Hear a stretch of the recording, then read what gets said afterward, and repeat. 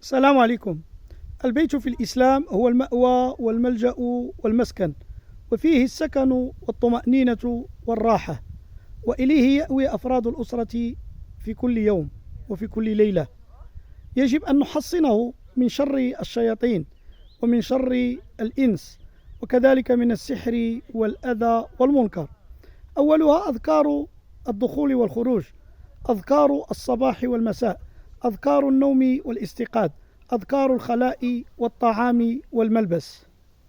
ثم نغلق النوافذ ساعة قبل الغروب إلى أن يظهر الليل، وندخل الصبيان إلى داخل البيت إلى أن يظهر الليل، مع قراءة سورة الملك في كل ليلة مع النفث، كذلك قراءة سورة الكهف يوم الجمعة، وقراءة الورد القرآني مرة في الشهر. بهكذا تحفظ البيوت مع الضيافة والترحيب والإكرام.